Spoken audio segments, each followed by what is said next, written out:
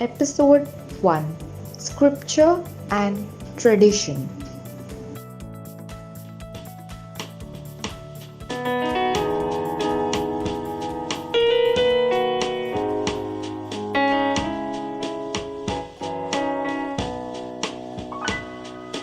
Greater love and friendship has no man than this, that He died for others, gave His life for all.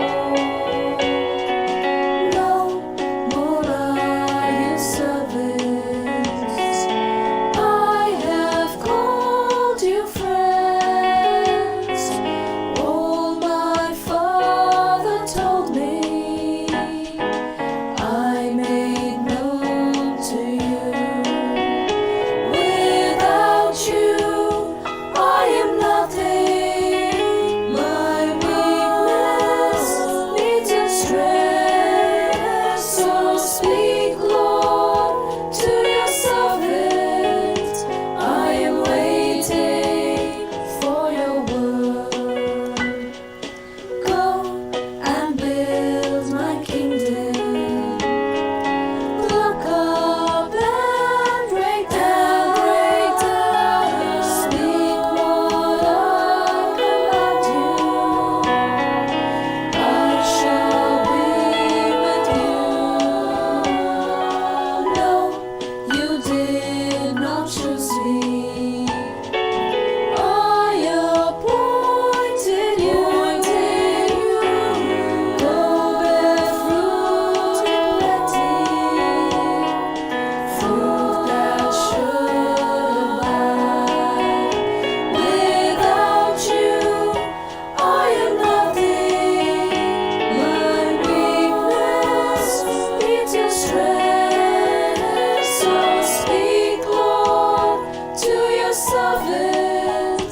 I am waiting for your word. Without you, I am nothing. My weakness needs your strength. So speak, Lord, to your servant. I am waiting for your word.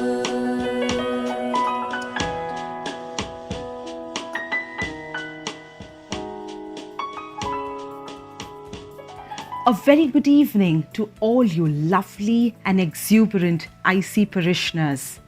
On behalf of the Parish Youth Council and the Parish Youth Animators, may I take this opportunity of welcoming you to the first episode of the series Stump the Pastor.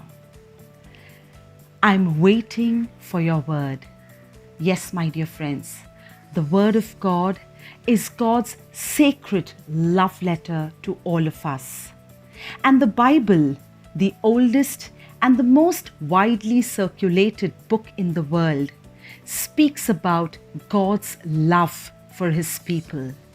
So, in today's episode of Stump the Pastor, our very own parish priest, Reverend Father Harry Vaz, will help us interpret the Bible better by answering 8 questions on scripture and tradition asked by our youth.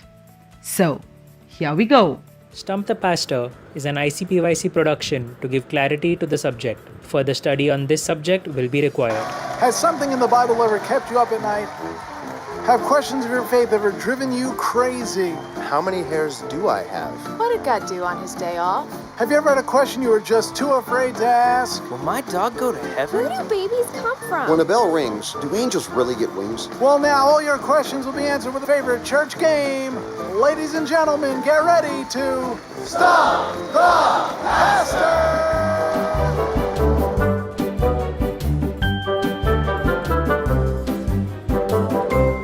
Good evening and thank you for your warm welcome, youth of IC.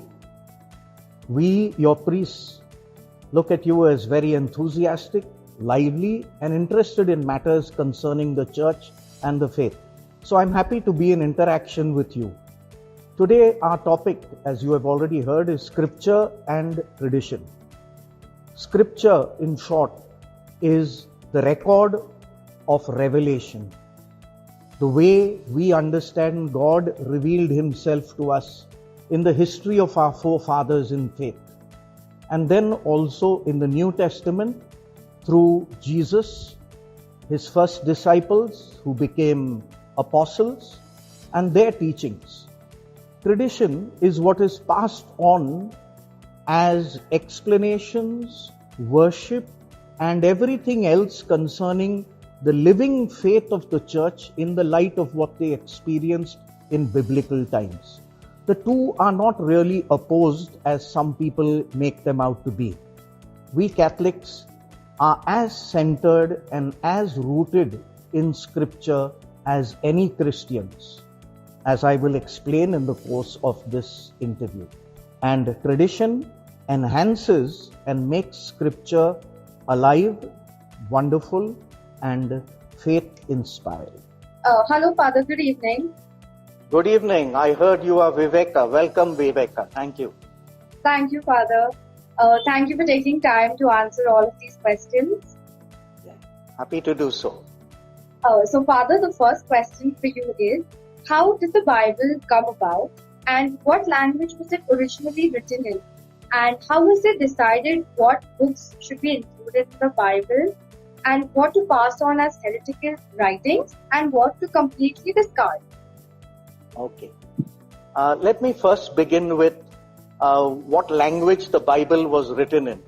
So there are two parts, as you know, main parts. The Old Testament was written in the language of the Israelites, which was Hebrew, except for a little bit in one book towards the end, the book of Ezra, which has parts written in Aramaic, which is a language related to Hebrew, but it was more the country of Aram, so closer to the time of Jesus.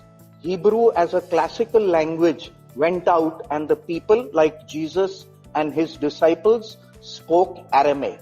Okay, so the Old Testament was written in Hebrew with a few things in Aramaic, and the New Testament is written completely in the Greek language. Okay, but again, it is not classical Greek, which was there in the what we call the age of Pericles, but a common Greek, like the difference between Shuddha Hindi and Bombay Hindi. No, Yes, so that Father. would be. And let me clarify one book in the Old Testament, which originated from the city of Alexandria in North Africa, Egypt, because the Jews were living there in exile. So the book of Wisdom of Solomon is in Greek, not in Hebrew. So that's with regard to the languages. Now, how did the Bible come to be written? We need to understand that the Bible is not one book, but a collection of many books. I suppose all of us know that. Actually, 73 books. So 27 in the New Testament and 46 in the Old. Now, the New Testament is easier to explain of how it was composed. So I'll begin with that. The letters are written by one person. Okay? Paul or Peter, James or John. And sometimes the apostles used a secretary. Paul used secretary, and even Peter might have used Mark as a secretary, because Mark was the companion of Peter. Okay, so the way the Gospels began is not by someone sitting in a room and writing a book. It began from the life of the people. So what we know is it grew in 3 stages.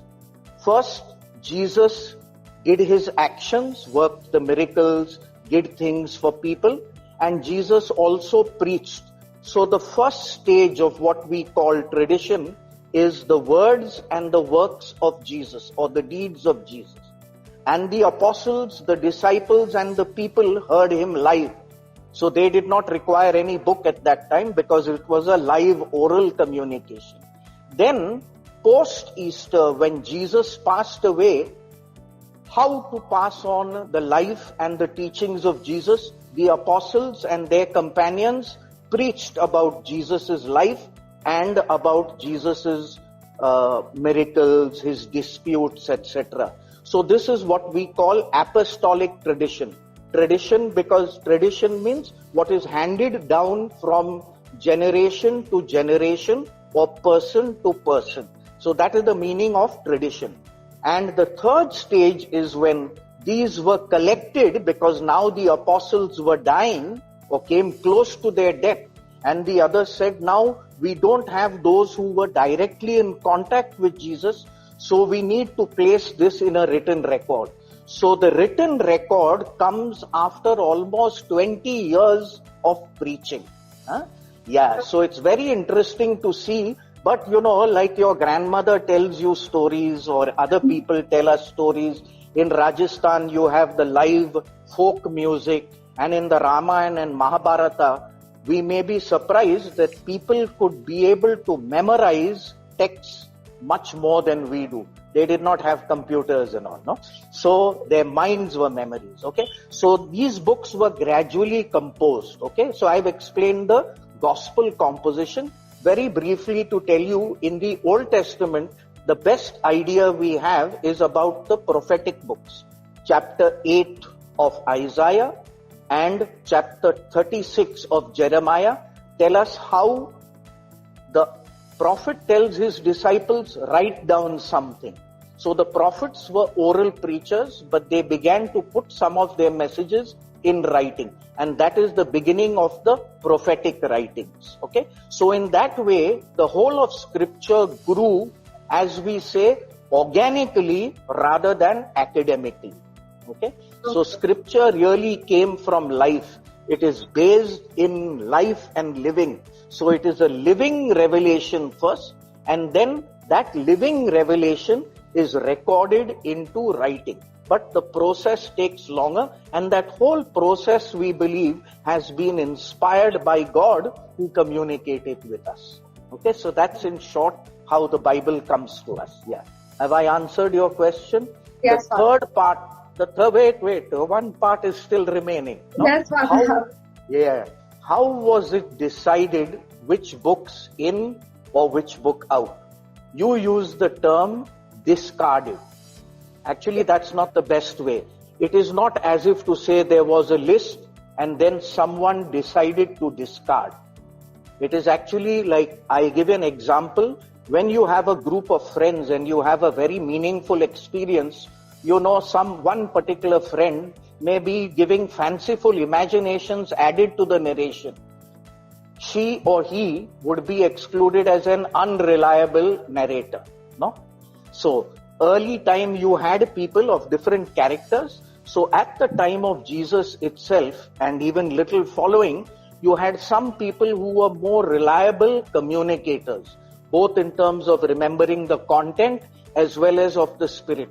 So the fathers of the church, when they referred to the words of Jesus and the works of Jesus, always relied upon whom they considered to be reliable witnesses. So you have Clement of Rome, you have Ignatius of Antioch, now Rome in Italy, Antioch in Syria, and then you have a person called Irenaeus of Lyon in France, so someone further in Europe, and you have Tertullian in North Africa. Now imagine, from all these places, there was no council that decided, okay? I read in one of the other questions, Constantine decided. Constantine had nothing to do with it, okay? Because by the year 200, when Tertullian lived, he called the collection New Testament. And they present a list. There is another thing called the Muratorian Canon, which is a list, and the manuscript of that still exists in the Ambrosian Library in Milan. Okay, so the reliability of Christian texts, because I'm answering a little more than what you asked, because I read a few other things. How can we know that this is reliable? Actually, the Bible is the most researched and the most reliable manuscript tested book in the world. There is in the In the British Museum, there is a codex there, which means a collection, and that manuscript actually goes back to the 4th century. So as close to the 4th century handwriting. Okay, so one is there, yeah. And another thing is the Old Testament. The entire scroll of Isaiah was found much later, and people thought that they might have made a lot of mistakes in writing because of dictation and all. But actually, when they compare the manuscript with the old one found in Qumran, it was fantastic reliability. So that, just to put it in short, I've taken longer because this is the first question, but it's the basis for other things to follow. Yeah. Okay. Yeah, thank you so much, Father, for clearing all my doubts. And You're most welcome. Yeah. bye, Father. Have a good evening. You too, Father. Father, Hello. I'm Sian, and my question is, among the 4 Gospels of Matthew, Mark, Luke and John, is the Gospel of John the most important one? I'm asking this because I've noticed on Good Friday, the Passion narrative is always taken from the Gospel of John and nobody else. Yeah. Okay, so first a simple answer. No? All 4 Gospels are equally important and they are complementary. Okay, but each one has a special character, and for some feasts, the narration or the spiritual presentation of one may be more suited to the meaning of the feast. Okay, so actually for the feast of what we call Good Friday or the feast of the Lord's Passion, John's Gospel is very dramatic as well as spiritual. So it lends itself to a kind of a dialogue proclamation of the Passion. So that is why, because it is better suited, as well as it brings out the spiritual meaning of that day. Okay, but all the other Gospels figure during the Sundays of the year. Okay, you know that we have what we call 3 cycles: cycle A or year A, year B and year C. Okay, so during the ordinary Sundays of the year, year A, the Gospel of Matthew is read. Year B, the Gospel according to Mark is read. And year C, the Gospel according to Luke. And John is spread during Lent, Advent and others. Okay, so the other parts of the Gospel are included. Okay, the Advent will bring in the infancy narratives. So it is a very wise and careful selection of the readings to suit the liturgical season and the celebration of the feast. Okay, but all the Gospels have things in common.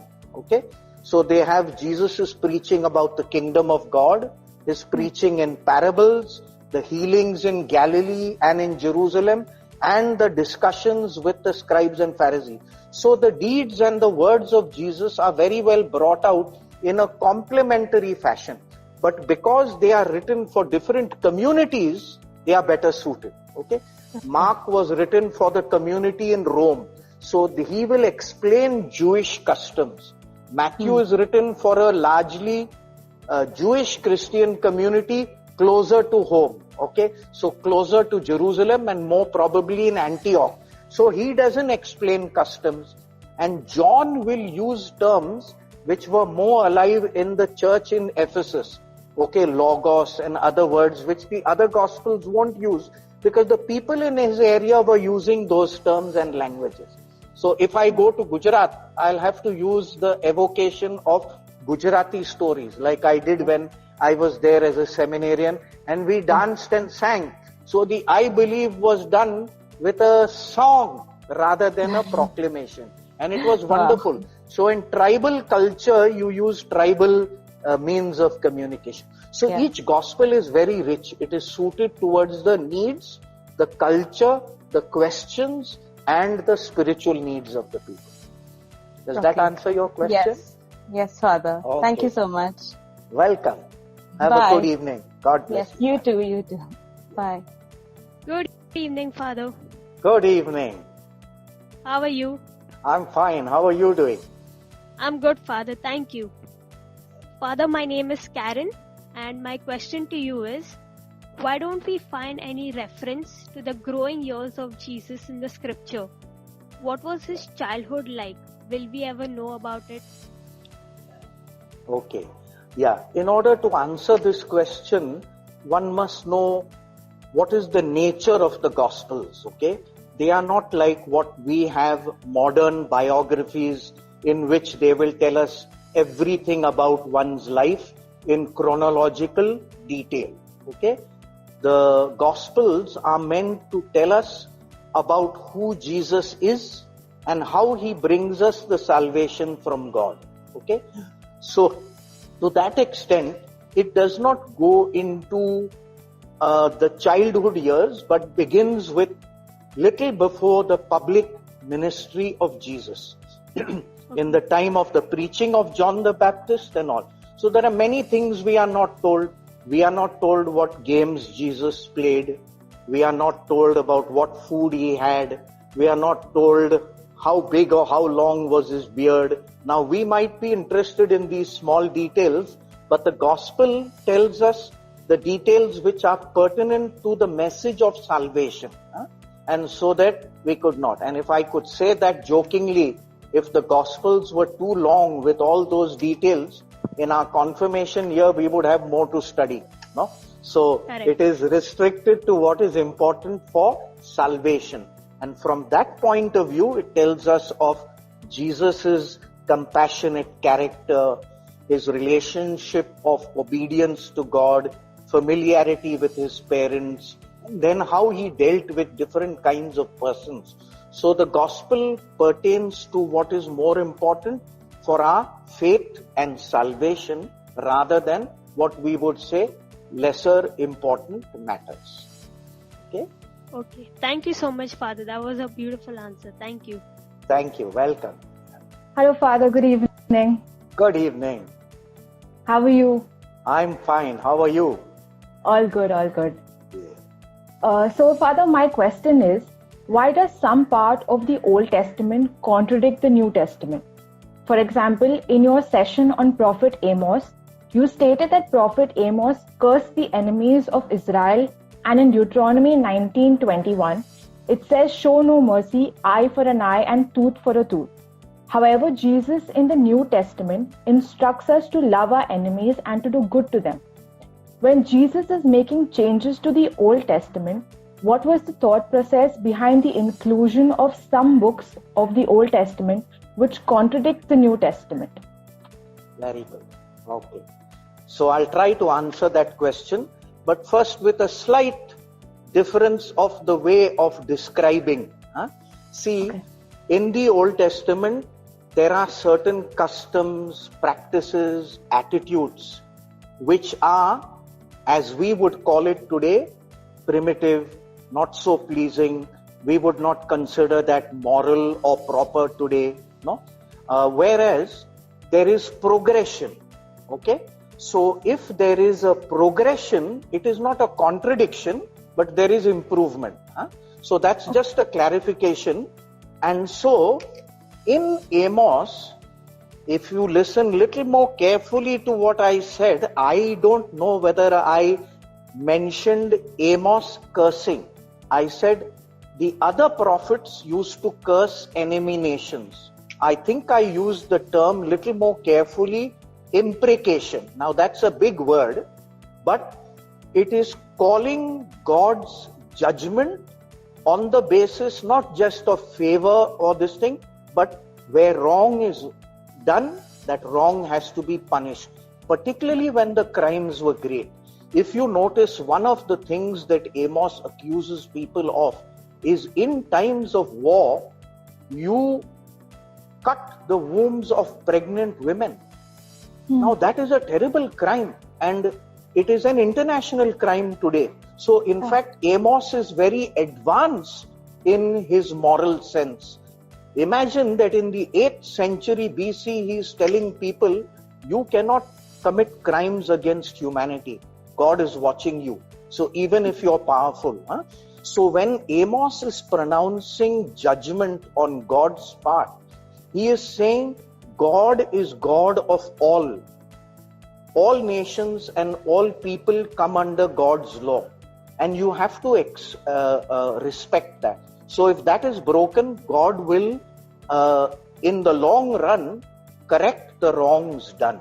Okay? So Amos's woes, they use the word woe rather than curse. So that is there. And Jesus also uses the word woe. Now, woe means beware, khabardar, no, in Hindi as we would say, because it means that in your action itself, in your wrong action, there is the invitation, not invitation really, but there are the consequences of punishment. For instance, if I am proud, people won't like me. Okay, so suppose I say pride is your downfall. I am not cursing you, but I am warning you that that pride always results in a fall. Okay, so this is the Old Testament way of pointing out through woes what is wrong in the behavior, and Jesus also does that in Luke, in the Beatitudes in Luke, chapter 6. Okay, so next part of your question was this eye for an eye, tooth for a tooth, right? Now, to us it does sound barbaric, but let me give you a little background. It's true it sounds barbaric, but actually it is an improvement once again. In the ancient world, revenge, even today in India, we have that my badla le sakta hai. So I can take revenge when something is wrong done against my family. So it was considered acceptable. Okay, but people did disproportionate revenge.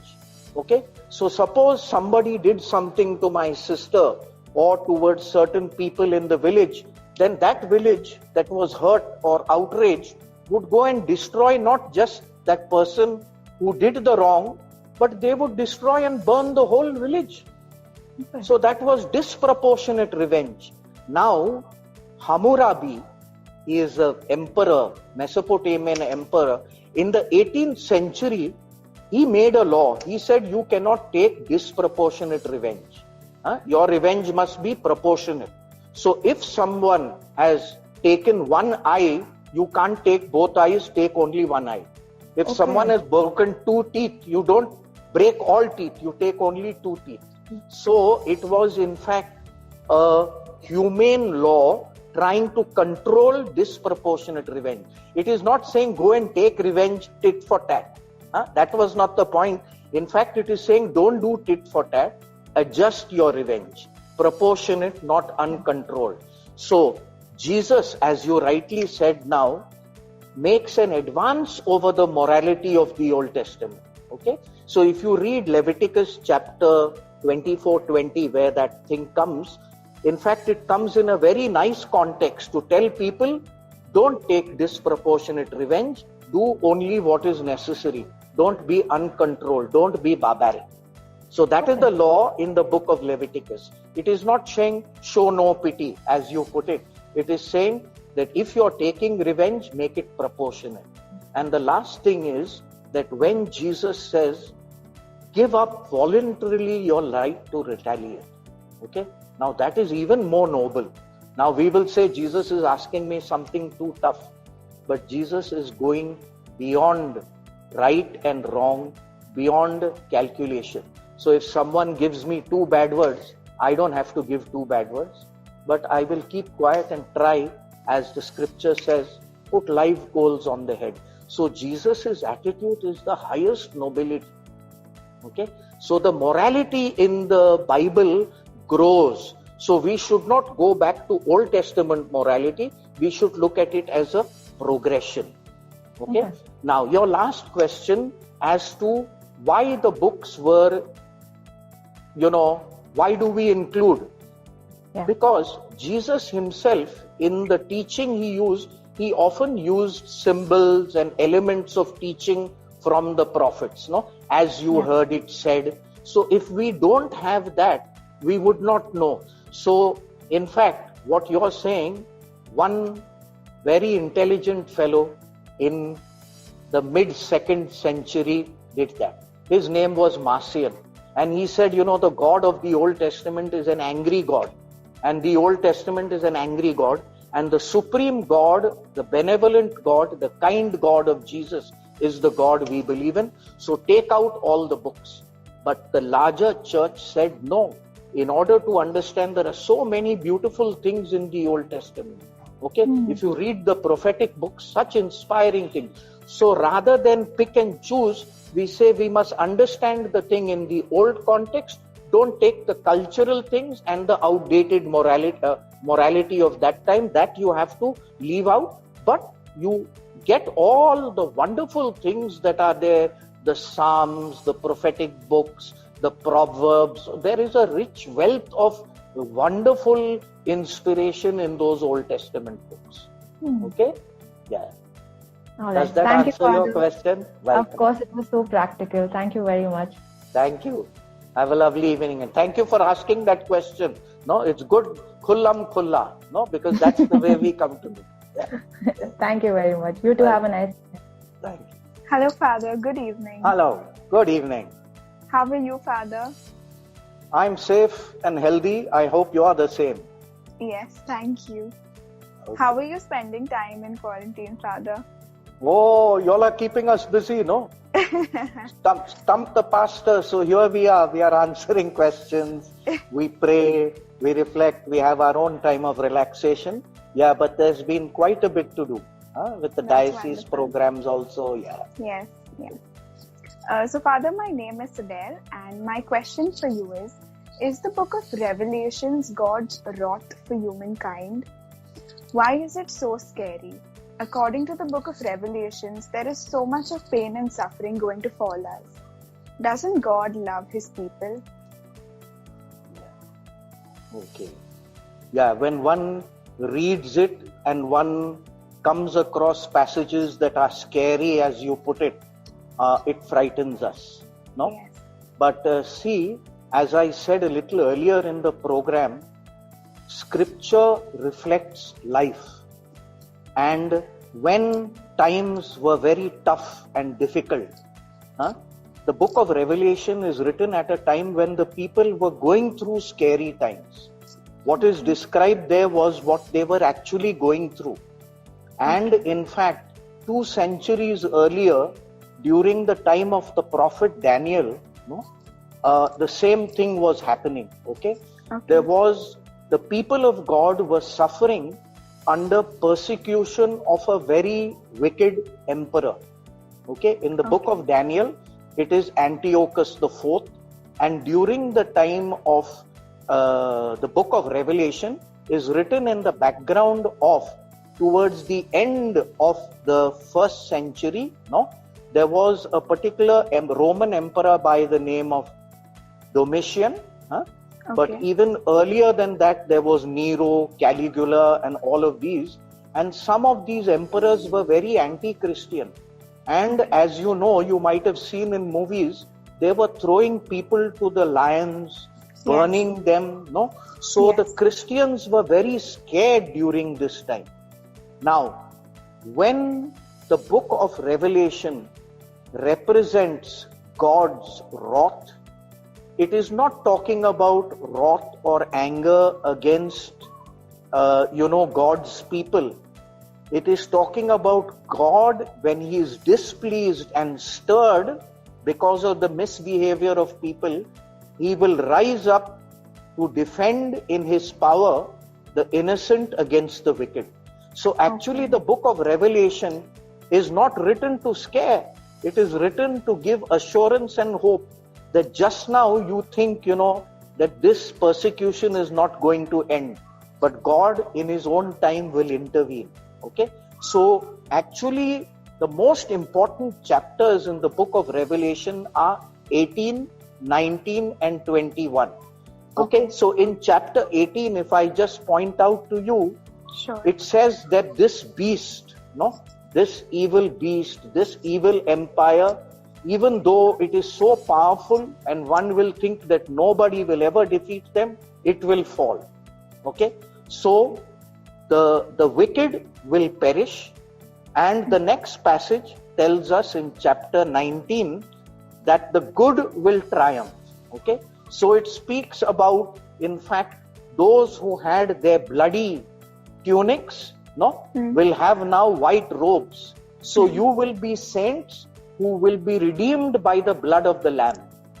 So all-powerful God is going to act against the beast and work in favor of the Lamb and those who worship the Lamb. Now, purposely the author had to use symbols, because if they wrote directly with the name of the emperor, those books would be burned. So they used other names and images, and the people knew who this represented, the number of horns, etc. So all of those are actually coded ways which the community knew. So the community who knew were very happy that, the Lamb will break the seal. That means a new era is coming. So in chapter 21, it tells us the old order will pass and a new order will come. The old order is where the wicked keep, oppressing the just. Whereas in the new order, if I can read out verse 4, chapter 21, He will wipe away every tear from their eyes. There will be no more death or mourning, wailing or pain. The old order has passed away.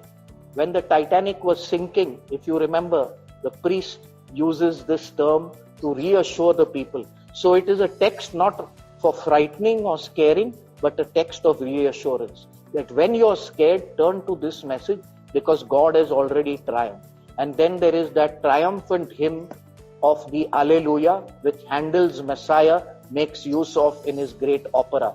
Okay? Blessing and honor and glory and power be unto him who sits upon the throne and unto the Lamb. For they have raised the just from their oppression and ended it. Okay? So it's a wonderful, triumphant, hopeful message. Yes. Yes. Thank you, Father, for answering it so beautifully and strengthening our faith. Welcome. Yeah. Never get scared again. Yes. Yes. Thank you, Father. Good evening, Father. Good evening. How are you, Father? I'm fine. How are you? I hope I'm good, Father. I'm good. Not feeling too cooped up, no? No, Father. Only a bit bored. Otherwise, I'm fine, Father. So let's make it interesting then. Yeah. Little variety. Yes, Father. Yes, Father. So, Father, I really love to eat pork.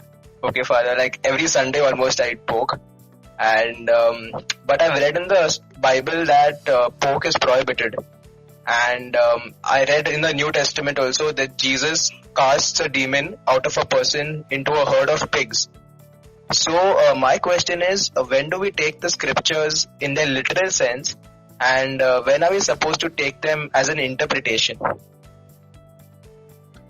Okay, so let me begin this with a little mascari. Because when you said you like pork, I say, Arey, here is a boy after my own heart and my own taste. I also like pork. Okay, so dukra mas, all these things. It's a wonderful. Yes, Father. Just to clarify that for us Christians, pork is not prohibited. In the book of Leviticus and also in Islamic texts, because both belong to, the same environment, they believed that there are certain animals, fruits and other things which are clean and unclean. And very often these are religious customs based on the past experience of what is healthy and or unhealthy and what is dangerous and what is good to eat. So we won't go into that on what basis it came, no? But when we talk about us as Christians, we respect the preferences of food or the staying away from food and abstaining from food of others, because we respect all religions, no? But when it comes to thinking whether those who eat these foods are unclean, there is good guidance for us in the book of Acts, chapter 10. Because in fact, Peter had that question. He said, Lord, these people are inviting me to go to their house, but they are eating unclean food. So how can I go there? Because the others will also believe that I am eating with unclean people. And then God gives him a vision. And in that vision, it is full of animals of all kinds. And it says, take and eat. And then when Peter says this, God says there is no such thing as clean and unclean. No, all are okay. So that is in chapter 10 verses 9 to 16. Okay, that is very clear. Yes. So Peter uses that.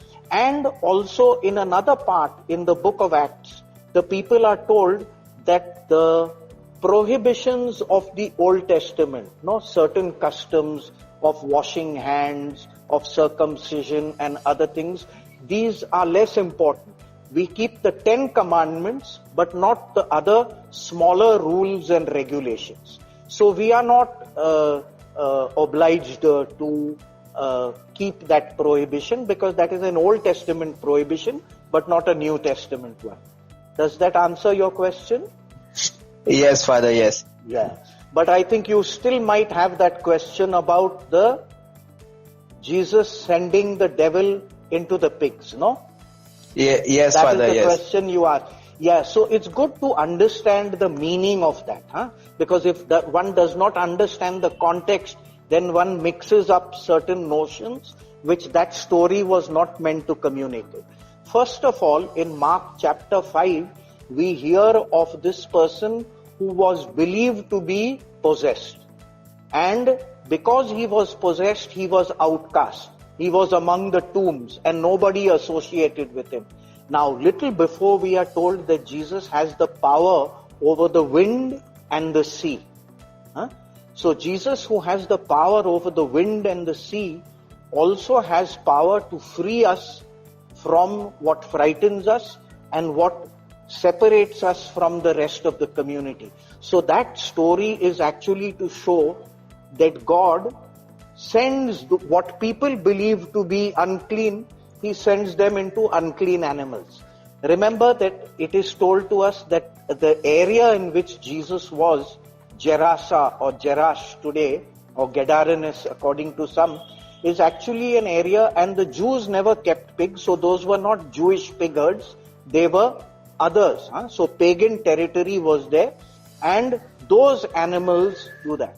But today it is no, those pigs don't exist today. Okay? So we are free from all. Yeah. That's just to get the point of the story, is to say that God frees us by His great power and reunites us with the community. And the man later on becomes a disciple. He lives in freedom. He lives in union. And he becomes a witness later on. Okay? Okay, Father. All right. Thank you, Father. Thank you so much. Welcome. So I hope the boredom will go away and you will enjoy your days now. Okay? Yes, Father. Yes. Keep safe and keep cheerful. You have a lovely smile. Yeah. Yes, thank you, Father. Okay. Okay, Father. Bye, Father. Take care. Bye. Good night. Bye. You too. Good evening, Father. Good evening. How are you? I'm fine. Hope you are fine too. Yes, I am, Father. Thank you so much. Father, my name is Titus, and the question that I have for you today is, according to tradition, a cross that I visited recently was believed to have miraculous powers. So the people over there believe that their prayers are answered when they make prayers at the cross, especially during First Fridays. So my question is, isn't the cross just a symbol? And if it is, then why does it have so much of power? Okay, so let me put it in context with an ordinary example first. No, so I have my mother, I have my father, and when I'm away from them, their picture helps me to remember them. Yeah. Okay, not that now. Obviously, I know that the picture is not them, but I keep it there because it gives me some tangible, visible presence. And I might look at it once in a way. Okay? So now, a cross is a symbol which is a sign that is sacred to us, remembering Jesus' sacrifice on the cross. Okay? So when we use a symbol, it reminds us of the meaning behind the symbol, the person behind the symbol. Okay? So the symbol in itself is not important. What the symbol represents, because it is so sacred to me, my faith in that symbol has the power. It is not that that symbol has the power, but my faith. Okay? So a symbol in itself does not have power, but my faith in that symbol is because I know that Jesus, who died on the cross, has the power, and God made that the means of my salvation. So when I think of that and I pray to that cross with faith, it is my faith that gives me that grace. Okay? So the power comes to me because I approach God's power using a tangible means, because we as human beings like to see, like to touch, like to feel. Now, it is true that sometimes people have a superstitious attitude towards these things, and that is discouraged. Okay? But otherwise, medals, scapulars, crosses are what we call sacred objects, and these are sacramentals. But more important signs are, as we all know, the 7 sacraments, in which the anointing with oil, that is also a symbol, but it symbolizes strengthening and anointing, 2 things. Then the water resembles cleansing and renewal. Okay? So it always reminds us of the meaning of the faith that we have in what that symbol communicates to us. Does that answer your question? Yes. So the symbol helps us actually to focus mentally and physically. But spiritually, we are in communion with the reality that that symbol represents. So the power is not in the object, it is there in the faith I have in the person whom the object represents. That's always important to keep in mind. But when you mention tradition, I want to clarify that there are what we call traditional practices is different from big tradition with a big T. The big traditions are I believe, the 7 sacraments, the Eucharist, the precepts of the church. Now, the other traditional practices, some may like, some may not like. So there is a freedom to choose it. At the same time, it helps us when we do that in community. It builds up the whole faith. Like if you go to Lourdes, if you say the rosary in a pilgrimage there, it is very, very uplifting. It is a deeply spiritual experience. As you know, so when youth go to Irmitri, Dongri, like you all went, no? So there is joy, happiness, as well as the meaning of the experience. There is the bonding with one another and the bonding with God. So traditional practices of this kind actually help us to feel as a human community where we together look at God and get His grace and power into our lives. All right, Father. Thank you so much for answering my question. Good evening, Father. Good evening. How are you doing? I'm okay. Hope you're the same or Yes, better than Father. me, because you're younger, full of life. Yeah. Yes, Father, I'm good. So, Father, I'm Letitia, and my question for you today is, I don't really understand the concept of Navenas. Why do we have 9 days of Navena followed by the festive celebrations? Okay. So it is a practice that began, sometime in the church. We don't know exactly when, but pretty long standing for a number of years. Now the reason is that in the Bible, in Acts chapter 1 verse 4, okay, and verse 14, as well as in Acts chapter 2 verses 1 to 4, we hear of the disciples who were afraid. After the ascension, they gather in prayer. So from the day of the ascension, when Jesus left them, and they thought now, after the resurrection, at least Jesus appeared with us. We felt His presence. Now He's gone forever. And then they have not yet experienced Pentecost. No? So we are told in those passages that Mary and the disciples gathered together and prayed. No? And the result of their prayer, not that it is connected, but as they prepared themselves spiritually, On the day of Pentecost, they noticed an outpouring of grace, of enthusiasm, of encouragement, of strength and boldness to go out and live their Christianity. Okay? So, because of that, preparing a feast spiritually helps by not just reflecting one day, but deepening our preparation for that feast through a spiritual, prayerful approach. So meditative prayer as well as the others. Also in Luke chapter 11 verses 9 to 10, Jesus says, ask and you will receive. And to be persistent in prayer. So don't pray only once but repeat.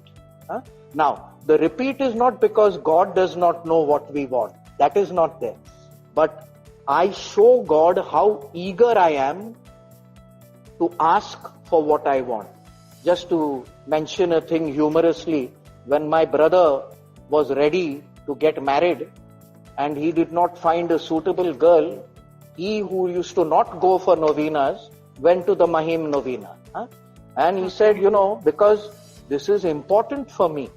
The person whom I seek in my life, I want the person to be there with God's blessing, not just by my human choice. So he submitted to that prayer, and that gave him the confidence when after that novena, it didn't get as soon as it ended, but in time he found his partner whom he felt was a blessing from God. Okay, so these prayerful experiences help us to go through a spiritual experience and dispose ourselves to receive the grace from God. That is what Mary and the apostles did before the feast of Pentecost. So at our parish feast and other feasts, we do that. Not that it's compulsory, but when it's devotional, I show my extra faith, or at least the earnestness of my faith, that I don't do only the days of obligation, but the days of freely attending prayer when it is good for me and important to me. No? Yes, Father. Thank you so much, Father. Any other aspect you wanted on that? Yeah. Yes, that really answered my question. Okay. God bless. Thank you so much, Father. And this was your last question for today. Yeah. So we really want to thank you so much for clearing all our doubts so well. And it really was a great opportunity to interact with you.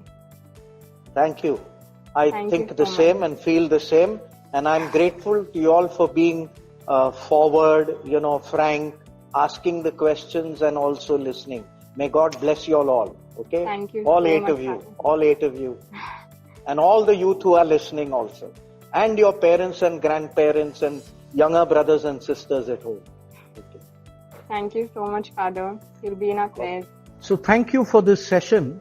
I enjoyed it because I found you all interested in the faith, enthusiastic about it, and wanting to learn more. It also helps me to know what people are thinking of, what they are concerned about in the faith, and what sometimes we need to explain or attend to better. Scripture and tradition are two complementary foundational elements within the church. Scripture actually is built up from tradition. As I explained in the gospel, it is what was handed on from Christ to the apostles and the apostles to the first believers.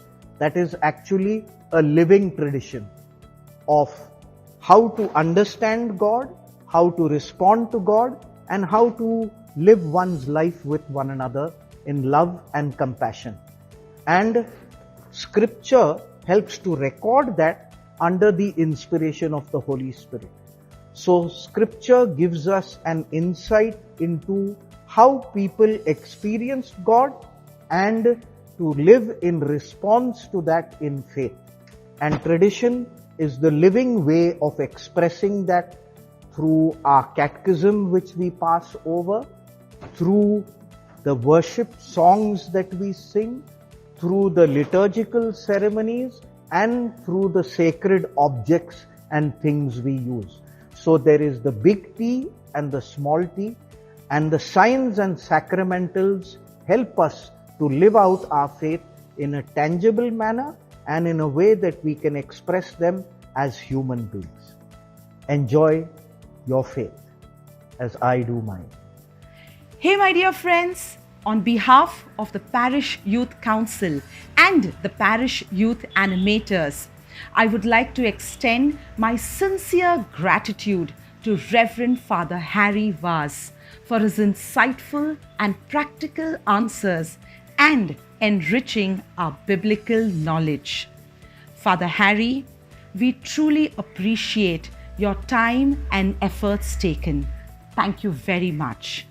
And to you too, my dear friends, a big thank you for being a part of this wonderful episode of Stump the Pastor. Let us all continue to read the Bible daily to enhance our spiritual knowledge. Good night and God bless.